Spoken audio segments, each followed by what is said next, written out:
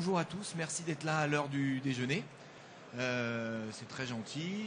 Donc on est ravis avec René Caillet de la FHF de vous accueillir pour cette agora destinée à vous présenter l'intérêt d'utiliser les bases de données médico-administratives pour optimiser les parcours de soins et la mise en place des GHT.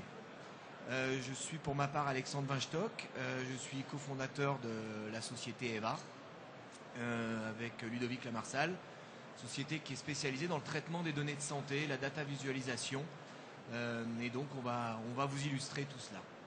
René, je te laisse la parole. Bonjour à tous, pas trop fort. Donc je me présente, je m'appelle René Caillet, je suis responsable du pôle offre de soins de la Fédération hospitalière de France et depuis quelques semaines responsable d'accompagnement du projet groupement hospitalier de territoire. C'est pour ça que dans le cadre de l'accompagnement du projet FHF Cancer qu'on a déployé depuis 2013, on a une expérience à partager sur l'enjeu des bases de données médico-économiques. On produit pas mal de données, vous le savez, ce qu'on appelle les big data communément, c'est un peu l'enjeu de cette agora. Elle comporte un certain nombre de menaces éventuelles, elles sont aussi une opportunité intéressante.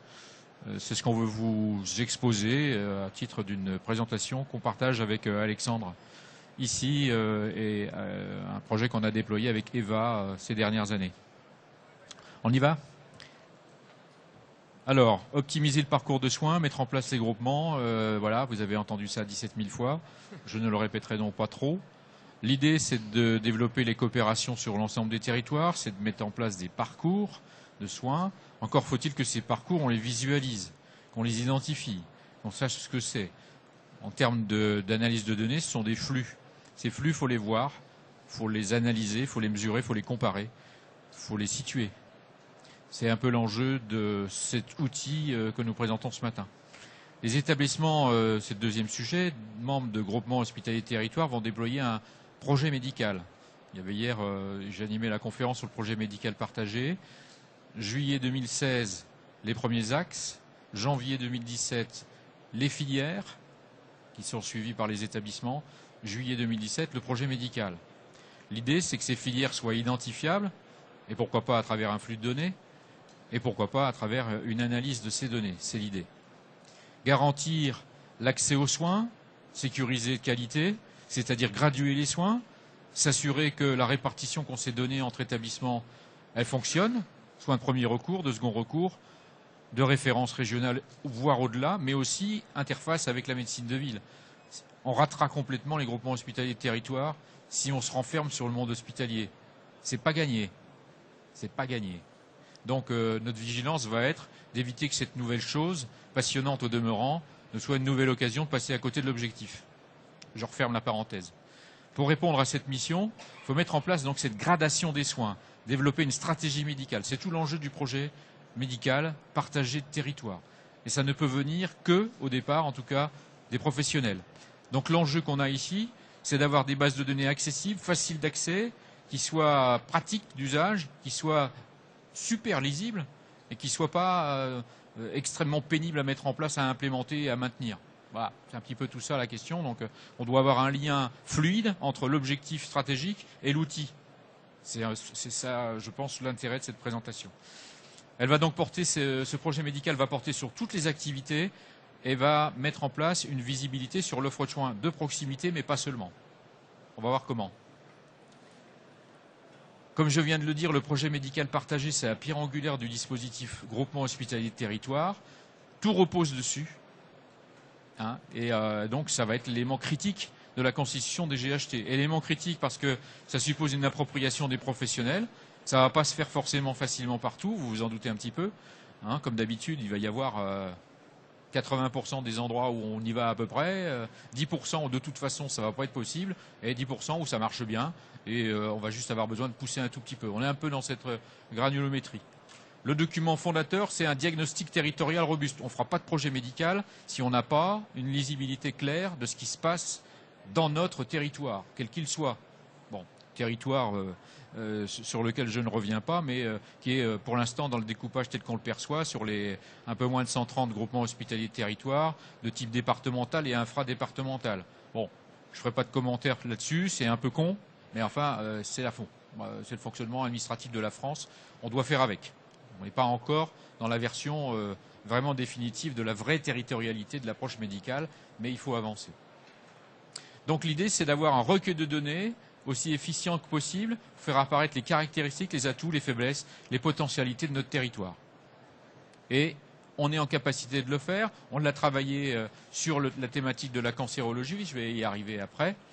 L'idée, c'est d'avoir une analyse des besoins des patients, de ce qu'en regard on offre, donc pour ne pas rester sur une approche complètement univoque, comme on l'a toujours eu depuis qu'on a mis en place les projets régionaux de santé hospitaliers, en tout cas d'avoir une vision hyper descendante de l'offre de soins, c'est d'être en capacité d'avoir un échange dans les deux sens. Aujourd'hui, c'est un hyper enjeu en France, d'avoir une analyse de ce qu'est le territoire, parce qu'il y a des territoires qui sont, je le disais, je le suggérais, assez artificiels, qui vont vivre et ne pas vivre. Donc on va voir où le territoire est vivant et où il est un petit peu à revoir, on va dire ça poliment, donc, et on va pouvoir l'identifier, il faut pouvoir l'identifier le plus vite possible. Donc d'avoir un outil d'aide au pilotage va être extrêmement précieux pour ça.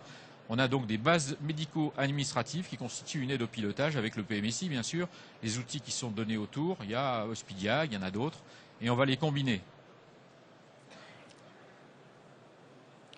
Un exemple peut vous être donné à travers la prise en charge en cancérologie. On a fait ça avec Eva donc, il y a 2-3 ans maintenant, 3 ans même, le temps passe très très vite. Nous avons choisi d'aborder cette thématique sur FHF Cancer à partir d'un constat simple. Le secteur public prend en charge la majorité des cancers. Mais ça ne se voit pas. Pourquoi? Parce que l'offre publique est éparpillée. Elle est morcelée, quelquefois même elle est divisée, dans certains sens du terme.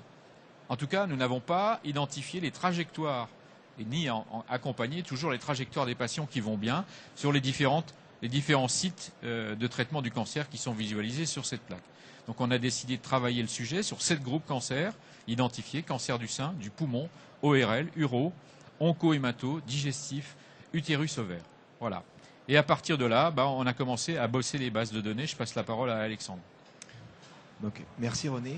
Donc avant de vous présenter en live si toutes les connexions Internet fonctionnent, ce qui devrait être le cas, un tout petit peu de méthodologie. Donc comme l'a très bien rappelé René sur le constat, la volonté de la FHF et de FHF Cancer était de pouvoir objectiver de manière simple le poids de l'hospitalisation publique sur un territoire donné, qu'il soit régional ou infrarégional. Donc la première partie a été d'analyser cette fameuse base PMSI que vous connaissez tous, donc un peu plus de 29 millions de séjours séances en 2013 et pas loin de 30 également millions en 2014. Et donc ces données, on les a traitées avec des algorithmes, à la fois que nous avons développés depuis plus de 10 ans avec des médecins DIM, mais également sur la base du guide méthodologique de production des informations médicales en MCO, mais également avec le département médical Christine Barra à l'époque de la Fédération hospitalière de France. Et on a croisé ça avec les algorithmes de l'INCa qui sont somme toute à peu de choses près similaires à ce que nous avons utilisé. Donc ça c'était la première partie. Donc il y avait 3 types d'informations dans cet outil que nous avons développé pour la FHF Cancer. D'une part les différents types de prise en charge.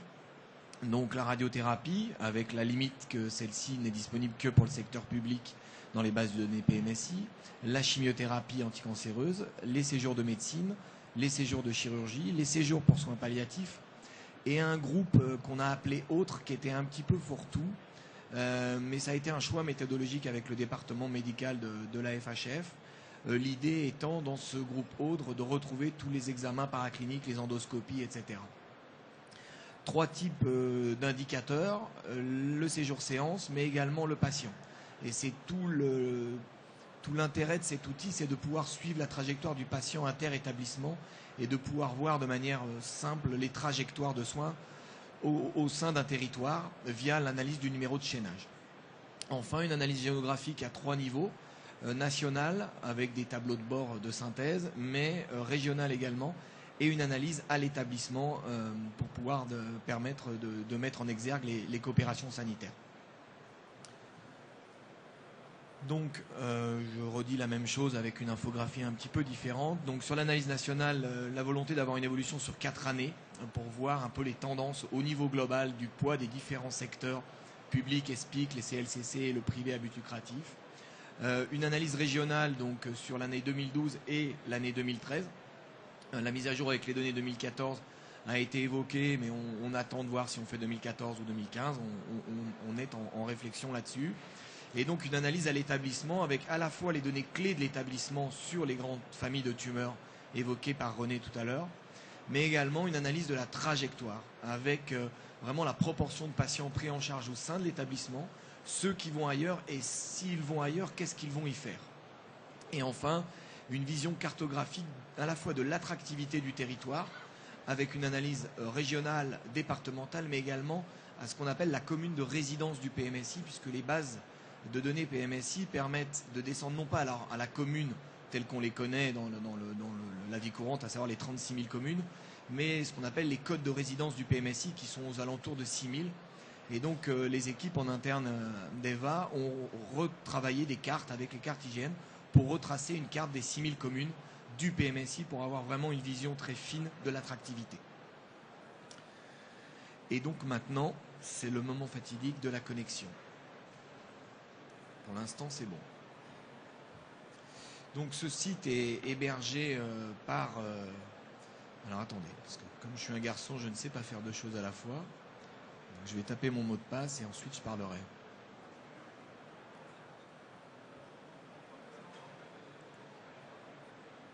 C'est tout bon.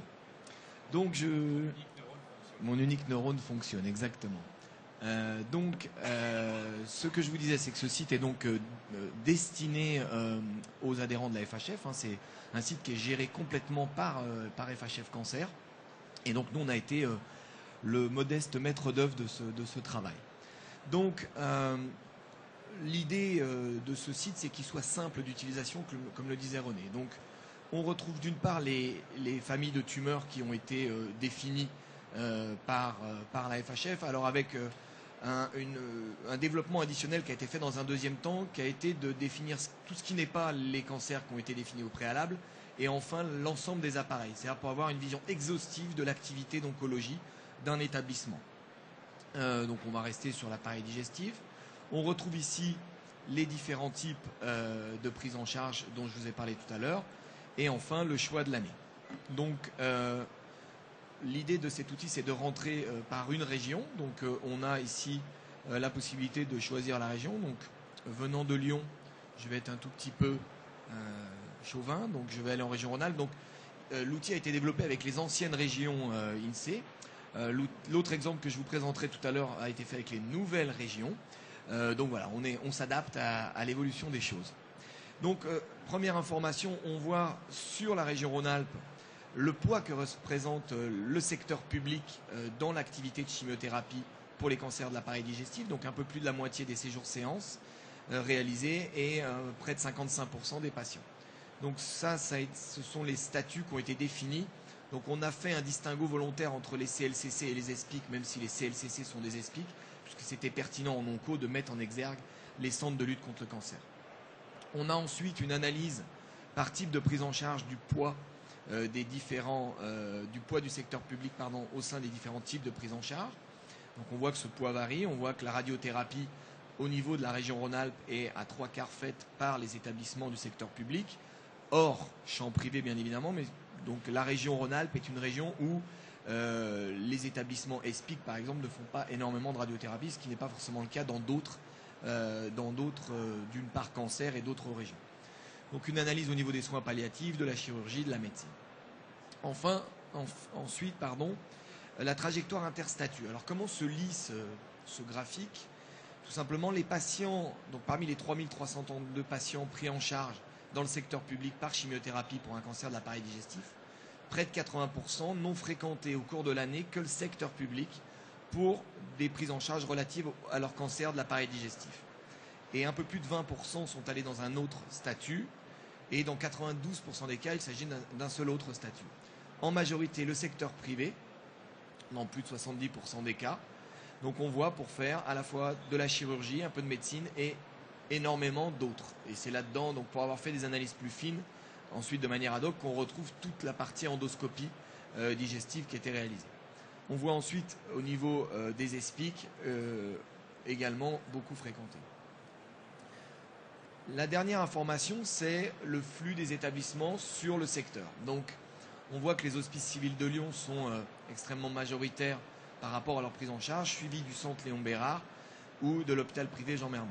On peut faire un focus soit sur les établissements du secteur public en cliquant sur la petite bulle publique, ou sur les établissements privés, ou sur les établissements ESPIC. Donc, l'intérêt de cet outil, c'est très simplement d'ensuite d'aller se focaliser sur un établissement. Donc, on va choisir les hospices civils de Lyon, Édouard Herriot.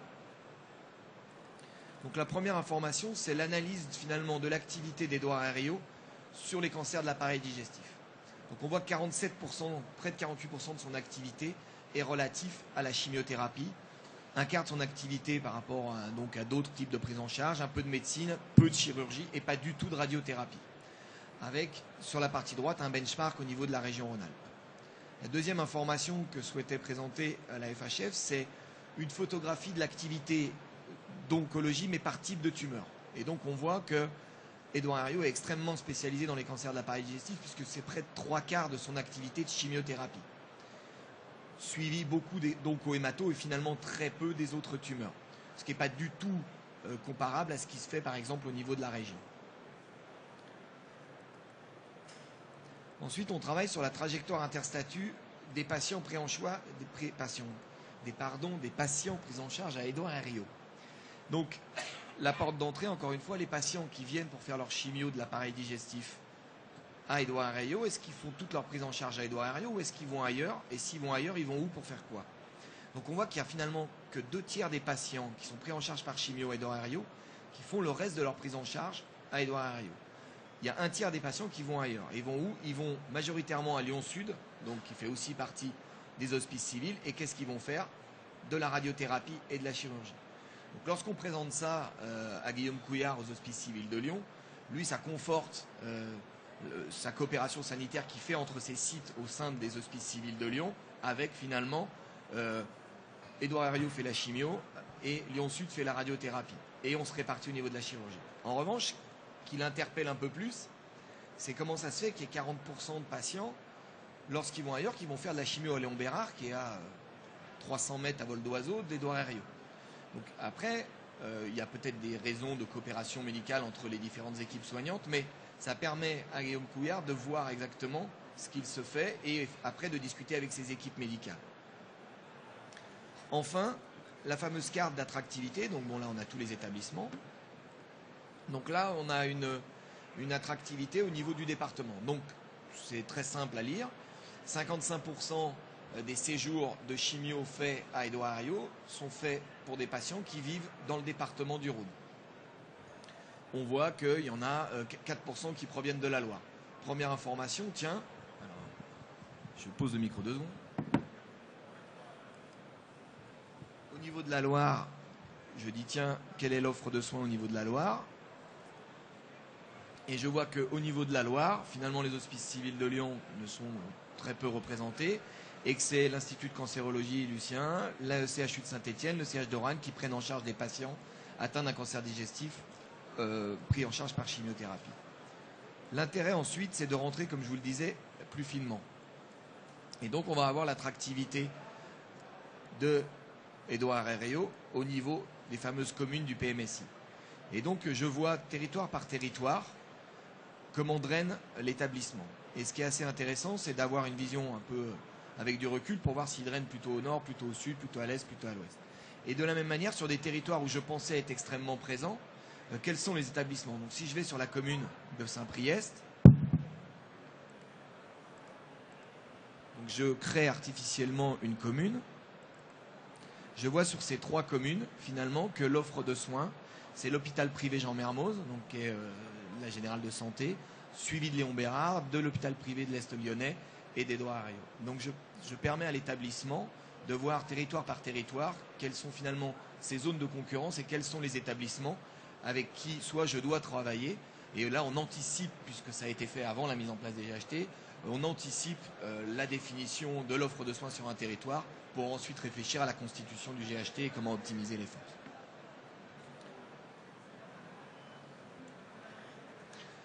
Donc cet exemple était spécifique à l'oncologie, Mais on a développé un autre outil, là cette fois-ci, entre guillemets, pour notre propre compte Eva, mais sur lequel on a beaucoup discuté avec... Non, non, tu restes là, bien entendu. Pour lequel on a beaucoup échangé également avec la FHF, donc qui est l'outil Adapt. Alors là, je vais vous présenter la toute nouvelle version qu'on a développée grâce à l'arrivée des nouvelles régions. Donc les cartographes en interne se sont bien amusés pour tout redéfinir leur cartographie. Donc l'idée, c'est de vous montrer donc cet outil. Alors cet outil, contrairement au précédent qui était alors de la même manière.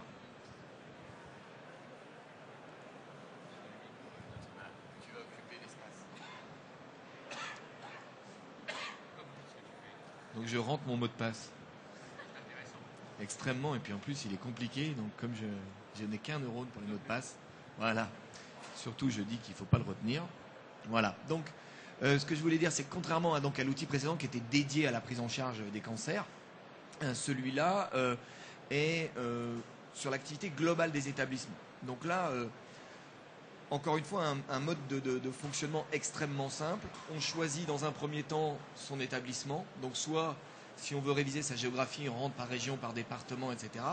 Soit si on n'est pas très bon en géographie et qu'on est feignant comme moi, on tape directement le nom de son établissement. Donc je vais prendre le CHU de Bordeaux et ensuite je choisis mes critères.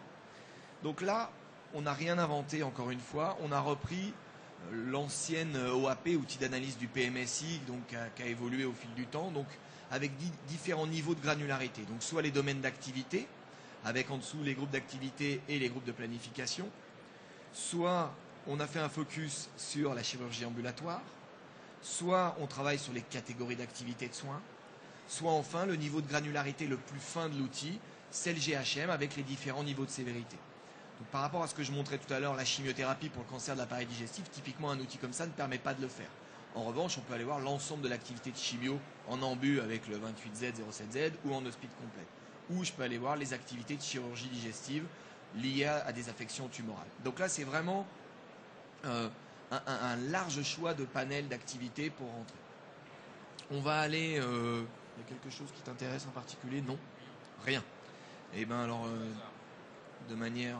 je vais aller chercher la chirurgie digestive et la chire viscérale. Voilà, toute la chire. Donc, je lance ma requête et donc on va défiler les différentes informations qui sont disponibles. Donc, encore une fois, cet outil-là se nourrit des bases de données médico-administratives, les données du PMSI d'une part, mais également des données qui sont en open data, donc les données d'Hospediac dont parlaient les intervenants précédents tout à l'heure, mais également des données de la SAE, de la statistique annuelle des établissements, donc publiées par l'adresse. Donc ça, c'est une certaine carte d'identité de l'établissement. Ensuite, on a le case mix de l'établissement, donc là où je vais retrouver vraiment tous les domaines d'activité dont je parlais tout à l'heure, qui me permet de voir donc la quantification à la fois en séjour, mais également en valeur, donc ce qui est assez intéressant, le taux d'évolution par rapport à l'année N-1, mais également de manière très rapide par rapport à 2 ans ou à 3 ans. Donc là, en fait, l'outil héberge 4 ans de données, 2011, 12, 13 et 14, agrégées bien entendu, pour permettre de faire des benchmarks extrêmement rapides. Je peux donc ensuite rentrer plus finement pour voir, donc voilà, j'ai choisi au niveau de la chire viscérale, je vois que autant sur la chire viscérale et la chire digestive majeure, j'ai une activité qui est en croissance, mais ma chire hépatobiliaire est en décroissance en volume, mais en valeur, elle est en croissance. Ensuite, le fameux flux, donc finalement comment moi, Bordeaux, je me situe dans mon territoire. Donc là, je suis au niveau de la région donc qui s'appelle maintenant Aquitaine, Limousin et Poitou-Charentes. Mais je peux tout à fait dire, tiens, comment ça se passe sur la Gironde et faire un focus sur la Gironde avec, très facilement, je vois finalement mes concurrents. Donc avant, on va retenir que c'est le MSPB Bagatelle qu'on utilisera tout à l'heure pour faire une comparaison au niveau de l'activité. Une analyse du taux régional d'attractivité et taux de fuite. Une analyse un peu fine du séjour en termes d'âge. Donc comment je me situe par rapport à la région et au niveau national avec une distribution de l'âge. Et on peut voir très facilement comment je me situe, soit en âge moyen, soit en âge médian. Une analyse des groupes homogènes de malades avec le nombre de séjours, le pourcentage que ça représente sur la totalité de mon case mix. Une analyse des DMS à la fois en moyenne et en médiane, et également la fameuse IPDMS qui est fournie maintenant par l'Hospediac de manière courante. Une analyse en activité par type de GHM, donc on voit tout de suite la part de l'ambulatoire. On voit que Bordeaux fait moins d'ambulatoire que ce qui se fait au niveau du régional ou au niveau national. Donc est-ce que c'est lié à des profils de patients plus sévères? On verra également tout à l'heure quand on se comparera à Bagatelle. Je regarde l'heure. Ensuite, donc la distribution de la durée de séjour, encore une fois, soit en moyenne, soit en médiane, et je peux voir comment on se répartit, c'est les pics que je peux avoir. Donc on voit qu'on a quand même un nombre non négligeable de séjours à très forte durée de séjour, donc à plus de 23 jours à Bordeaux, ce qui est un peu atypique par rapport à ce que l'on voit. Une analyse du chiffre d'affaires T2A, donc là encore, avec une comparaison N-1, N-2, N-3, qui est très facilement, donc pour voir comment finalement mon activité, ma valorisation tarifaire, intervient. Et je peux me comparer très facilement. Donc là, les établissements privés ont peu de sens en comparaison, mais je peux me comparer à la moyenne des CHU. Et donc je vois que finalement Bordeaux, en chiffre d'affaires moyen, est au-dessus de la moyenne des CHU français dans l'activité de chirurgie digestive que j'ai sélectionnée, mais également en médiane, puisqu'il y a plus de 1 500 € d'écart. Chose assez cohérente avec ce qu'on a vu tout à l'heure sur la distribution des types d'activités en fonction des niveaux de sévérité. Enfin, une analyse cartographique. Donc, plusieurs informations. Dans un premier temps, l'attractivité. Donc, je vois l'information que s'affiche en bas du territoire que je sélectionne. Donc, la Gironde, au niveau de ce qu'elle représente en attractivité. L'évolution que représente également la Gironde par rapport à l'année d'avant. Donc, pardon, par rapport à il y a 2 ans. Donc, ensuite, je peux travailler sur le territoire. Je suis au niveau du département, mais je peux également faire une attractivité au niveau de la commune. Voilà, donc là, je vois les différentes communes. Donc, on voit quand même que le CHU de Bordeaux draine de manière assez large autour du territoire. Ce qui est assez intéressant, c'est de se focaliser uniquement sur les 80% pour enlever un peu les séjours un peu anecdotiques de la personne qui vient en vacances dans la région Aquitaine et puis à qui il arrive un problème et qui se fait opérer en urgence. Donc je sélectionne les 80% d'activité et donc là je vais vraiment avoir la concentration de l'activité qui m'intéresse. Ce qui est assez intéressant, c'est de pouvoir ensuite représenter l'offre de soins. Donc là je vais aller choisir différents territoires et charger les informations. Donc sur les communes, donc Saint-Médard-en-Jalles, plus 30 communes sélectionnées, et je vois que sur ces communes-là, dans l'activité sélectionnée, finalement, le CHU de Bordeaux est loin d'être l'établissement clé, puisque c'est Tivoli d'une part et la polyclinique Jean, je ne sais plus comment, elle n'apparaît pas, donc ça c'est un bug en direct. Donc le CHU de Bordeaux arrive en 3e position. Ce qui est assez intéressant, c'est ensuite de comparer sur le top 5 établissements et sur Bordeaux la répartition par niveau de sévérité et est-ce que j'ai des profils qui sont différents. Donc je vois on voit très bien que Bordeaux fait beaucoup moins d'ambulatoires que les autres établissements qui ont été sélectionnés sur le territoire qui sont mes principaux concurrents. Donc là encore, j'ai la possibilité de réfléchir à un profilage d'établissement dans le cadre d'une coopération sanitaire. On voit bien que les patients les plus sévères sont pris en charge au CHU de Bordeaux. Donc, ensuite, je vais pouvoir me dire, je vais aller me comparer aux établissements, donc faire un benchmark. Donc là, on a vu que c'était, j'ai un perte de mémoire, mais c'est pas grave, je vais le retrouver.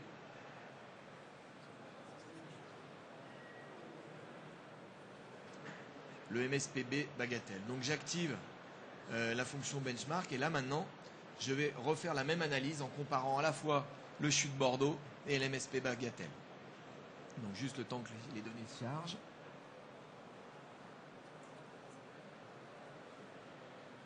Okay. Donc juste avant de montrer la carte, on retrouve mes tableaux de bord, donc les cartes d'identité de mes 2 établissements. Le case mix de mes établissements, donc on voit qu'on a une forte activité, une augmentation de l'activité très importante au niveau du SMPB Bagatelle, avec une évolution de la même manière que tout à l'heure. Je vais retrouver donc sur la Gironde, qui était le département, que c'est mon principal concurrent. Une analyse des séjours donc en termes d'âge. Donc on voit que finalement on a des patients qui sont un peu plus jeunes en âge médian. On a moins de personnes âgées ou de personnes très âgées. On a également l'analyse des GHM. Donc là on voit qu'on a une forte activité en ambulatoire, puisque ça représente 40% de mes séjours qui sont des séjours ambulatoires à bagatelle. Et enfin, une analyse au niveau du chiffre d'affaires, donc avec effectivement un chiffre d'affaires qui est bien moindre au niveau du bagatelle, qui est un établissement privé. Après, ce qui est intéressant, c'est de pouvoir comparer la cartographie. Et donc, je vais pouvoir représenter deux choses. C'est côte à côte l'attractivité des établissements. Et ensuite, je vais superposer les cartes pour montrer les zones de concurrence et les territoires sur lesquels la concurrence est la plus importante. Donc là, sur cette carte, donc là je suis sur 80% de l'activité. On voit tout de suite, alors je vais mettre un tout petit peu plus gros pour ceux qui sont au fond. Donc on voit que l'attractivité est beaucoup plus concentrée pour Bagatelle par rapport au CHU de Bordeaux qui draine beaucoup plus large. Et donc, sur chaque territoire, lorsque je passe la souris, je vois systématiquement la répartition d'activité entre Bagatelle et entre le CHU de Bordeaux.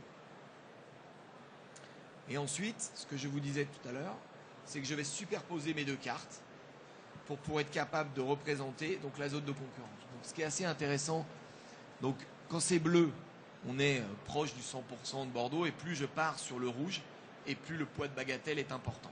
Et quand je suis mauve, eh ben, on est sur du 50-50 ou quasiment.